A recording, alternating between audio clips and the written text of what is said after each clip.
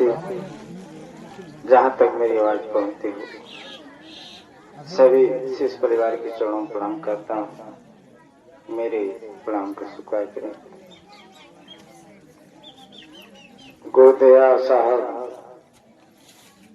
दीदी के आशीर्वाद से हमारे शिष्य परिवार मानिक चंद पाला और समस्त शिष्य परिवार के माध्यम से आज से गुरु चर्चा हम लोग उपस्थित हैं हर सप्ताह के भांति। कलीपुर बेलवा के धरती पर जो शिव गुरु चर्चा होता है, हम आप उस गुरु महाराज के चर्चा में उपस्थित थे। साहब दीदी का आशीर्वाद, उनकी तपस्या का फल जो आज हमारे बीच में आया, हम लोगों ने संदेश को सुना और भोले बाबा को अपना गुरु बनाया और उनका शिष्य बना और गुरु के बताए हुए राहों को हम आप चलने का प्रयास किया। मंदिर कहा जाता है कि मंदिर दूर होती है, उस मंदिर में जाने के लिए मन की आवश्यकता होती है।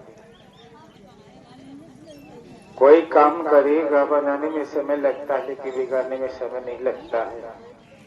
वक्त आने में समय नहीं लगता है लेकिन उस वक्त को जाने में समय लगता है।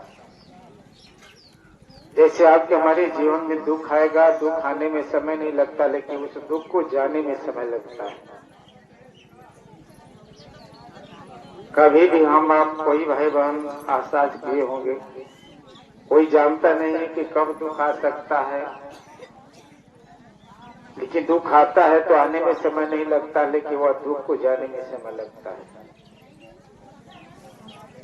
आता है तो बहुत तेजी से आता है लेकिन जब जाता है तो धीरे धीरे वो एक दिन रास्ता अपनाता है, हमें आपको छोड़कर जाता है। चाहे कोई भी समस्या है, समस्याएं छोटी नहीं होती है, बड़ी होती है।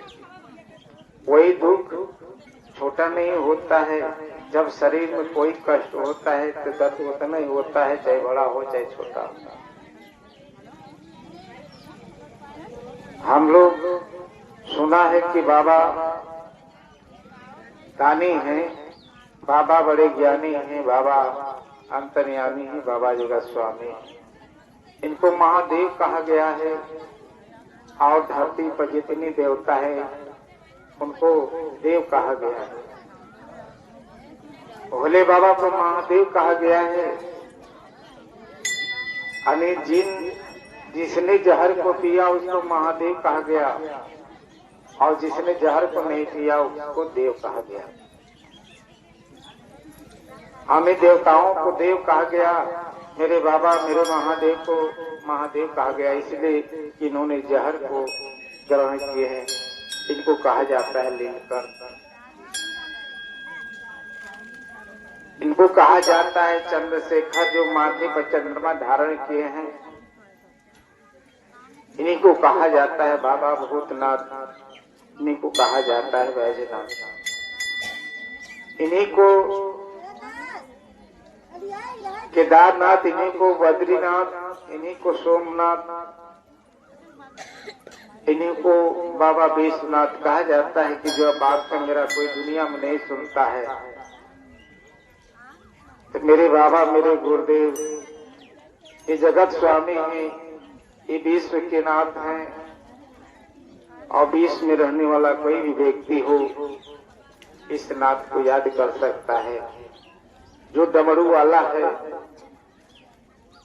जो सारे जग को नचाता है, जो सारे जग के लोगों को देता है और जो सबकी समस्या का समाधान करता है। हम अपने जीवन में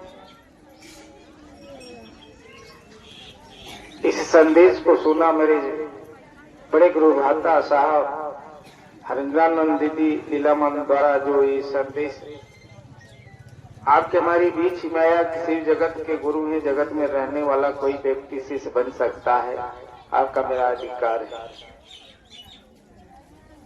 जैसे हम अपने पहले से बाबा से परिचित है, परिचित नहीं है, इस संदेश से हम आप परिचित नहीं थे, अपरिचित थे। शिव गुरु कैसे होंगे, क्या मेरे गुरु कैसे हो सकते हैं, ये तो हमें आपको बात नहीं पता नहीं था।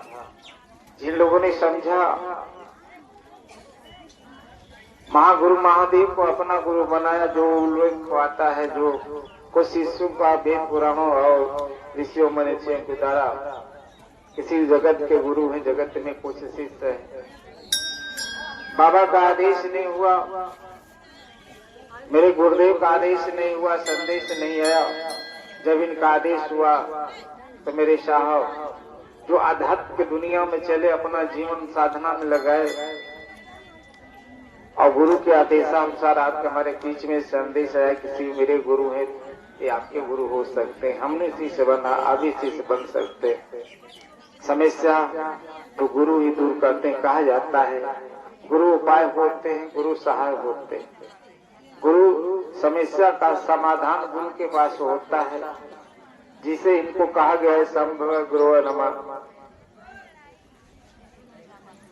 पहले स्तुति वंदना किया गया है, इन वेद पुराणों में लिखा गया है कि शिव जगत के गुरु हैं। मेरे साहब जी कहें कि शिव जगत के गुरु हैं, तो आज ही गुरु है, कोई शिष्य बन सकता है। वो ज्ञान पहले से देते आए हैं, आज भी देते हैं। कोई शिष्य बनकर उनसे ज्ञान ले सकता है, और ज्ञान के साथ साथ हम आप अपने अनुभूतियों के आधार पर चल रहे हैं। ये मेरा आपका मेरा मन आसाज कर रहा है, और मन महादेव से जुड़ा है। इसलिए मेरे साहब जी कहें कि शिष्य बनना तो मन से बनना, मन महादेव से जोड़ देना कि बाबा मेरा एक गुरु है। जब मन चाहेगा, जब गुरु को याद कर लेगा, जब मन चाहेगा तब उनको पुकार लेगा, जब मन चाहेगा उनसे दया मांग लेगा, जब मन चाहेगा कुछ गुरु से इच्छा अनुसार भी मांग सकता है। इसलिए कि मन ही जुड़ा है, मन ही स्वीकार किया है कि आप मेरे गुरु, मैं आपका शिष्य हूँ, मुझे शिष्य पर दया कीजिए।